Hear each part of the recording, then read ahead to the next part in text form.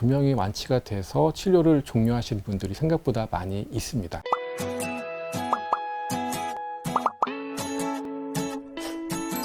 원장님 안녕하세요.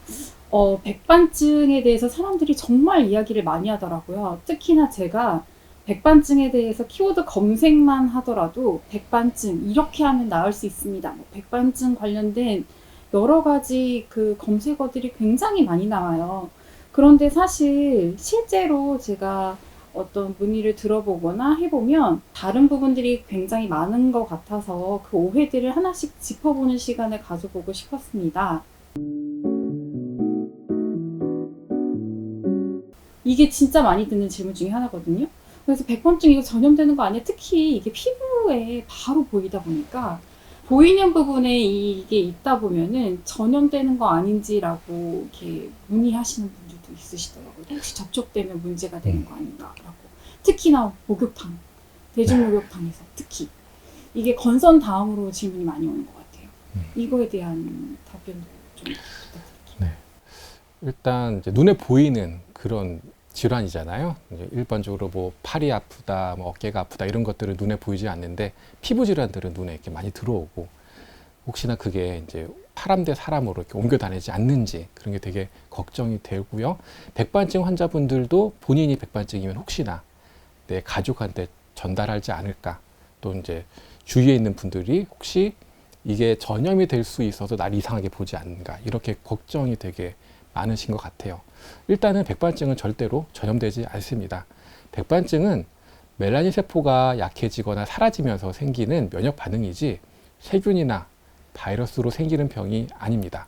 오히려 이런 오해 때문에 백반증 환자분들이 마음의 상처를 받는 경우들이 많습니다. 전염병이 아니니까 함께 생활을 해도 전혀 문제가 없습니다.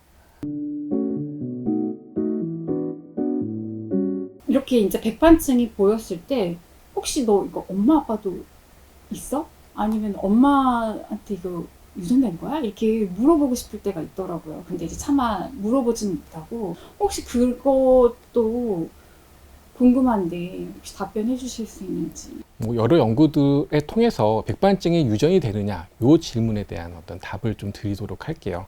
여러 연구를 통해서 보면은 어떤 백반증이 무조건 유전이 된다라는 것이 밝혀진 연구는 없어요. 하지만 이제 백반증 환자분 중에 가족력이 있는지를 이렇게 조사를 해보면 한 30% 정도가 가족력에서 발견이 된다라고 합니다. 근데 그 얘기는 유전적인 어떤 그런 요인들이 아주 작게 존재하지 않을까 이렇게 추측은 해볼 수가 있습니다. 하지만 그 30%라고 하면은 나머지는 그렇지 않다는 거니까 100% 유전에 의해서만 생기고 내가 만약에 있으면 우리 자녀분이 무조건 백반증이 따라서 생기고 이런 건 아니라고 생각하시면 되고요. 보통 백반증이 있는 분들도 뭐 아주 아기 때부터 계속 있는 경우들은 많지 않아요. 성인이 돼서 어느 순간 생겨서 그게 안 없어지고 있는 거라고 보시면 되고요. 그렇다는 얘기는 백반증을 피할 수가 있다는 얘기죠. 그러니까 내가 잘 생활하고 면역력이 흔들리지 않도록 잘 조절하면 그 아주 작은 유전적인 소인이 있다라고 하더라도 그 백반증을 피해갈 수 있다라는 얘기고요. 또 거꾸로 잘 관리하면 생긴 백반증도 나아질 수 있다라고 할 수 있습니다. 이거는 좀 의외의 질문인데 또 의외로 많이 듣기도 했어요. 햇빛이 많이 쬐면 색이 돌아온다. 약간 질문이 의외이긴 한데 이거에 대한 답변도 좀 시원하게 부탁드립니다. 아주 옛날에는 햇빛을 쬐서 치료를 해보려고 시도했던 적들도 있습니다. 하지만 결과적으로 이제 그게 잘 되지는 않았고요. 오히려 햇빛을 과도하게 쬐면 백반증이 훨씬 더 넓어져서 오시는 분들이 대부분입니다. 그래서 기본적으로 햇빛을 많이 쬐는 것은 백반증에 좋지 않습니다. 그렇다고 해서 햇빛을 완전히 피하기 위해서 계속 실내에만 있는 것도 좋은 방법은 아닙니다. 가벼운 야외 활동을 통해서 몸의 자연스러운 리듬을 유지해 주시는 것이 굉장히 중요합니다.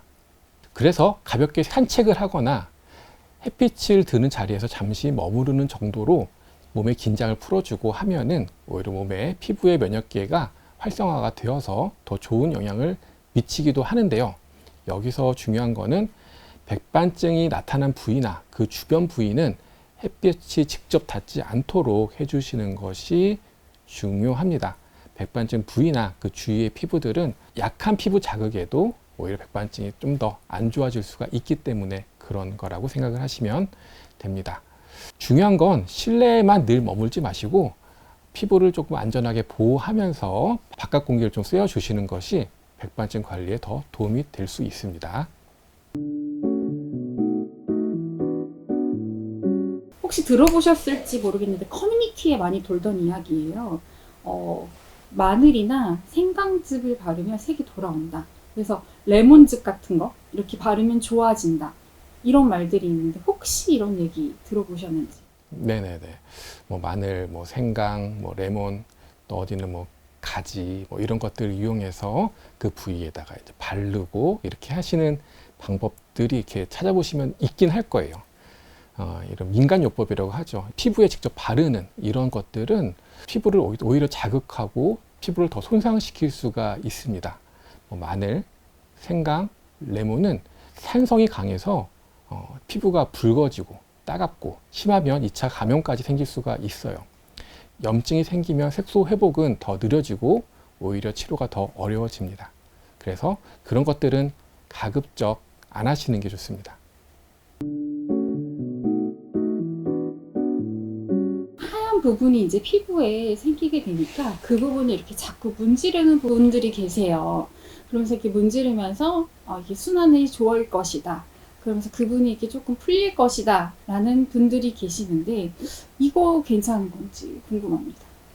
환부를 직접적으로 문지르는 것은 꼭 피하셔야 됩니다.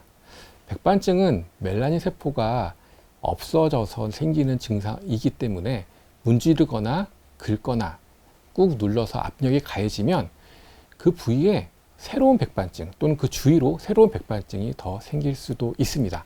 이런 현상을 쾌분호 현상이라고도 얘기할 정도로 그런 경우들이 상당히 많고요. 그래서 이런 것들은 피해 주시는 게 좋습니다. 그래서 손대지 않고 자극을 하지 않을 수 있도록 관리해 주시는 것이 가장 중요합니다.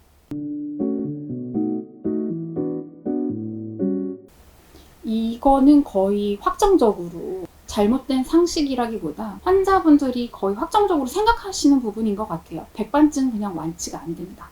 이렇게 생각하시고 그냥 내가 여기서 할 수 있는 최선의 방법이다라고 생각하시면서 이렇게 약을 드시거나 아니면 그냥 아예 치료를 안 하시는 분들도 계시더라고요. 그래서 요거는 어떻게 해야 될까요, 사실은? 이게 정말 완치가 안 되는 건지, 완치라는 말은 있는 건지, 치료는 되는 건지. 분명히 완치가 돼서 치료를 종료하시는 분들이 생각보다 많이 있습니다. 물론 치료가 다른 질환만큼 빨리 되거나 금방금방 되거나 그러지 않는 질환은 많습니다. 하지만 백반증이 점차 나아질 수 있고 나아져 가면서 완치까지 가신 분들도 굉장히 많다라는 것을 우선적으로 알아주시면 좋을 것 같고요. 백반증은 시간이 걸리지만 꾸준히 관리하면 바뀌어갈 수 있습니다. 색이 돌아오는 과정이 천천히 진행되기 때문에 치료가 안 되는 것처럼 느껴지시는 분들이 좀 있지 실제로는 많은 분들이 회복을 경험하고 계시고요.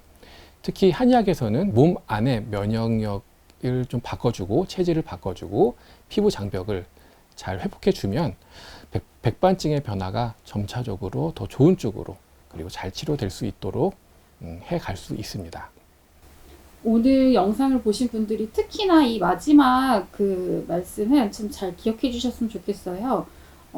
백반증은 완치가 되지 않는 질환이 아니라는 거를 좀 기억해 주셨으면 좋겠고 오늘도 이러한 오해를 풀 수 있도록 좋은 말씀 주셔서 너무 감사드립니다. 다음 영상에서 또 뵙겠습니다. 감사합니다.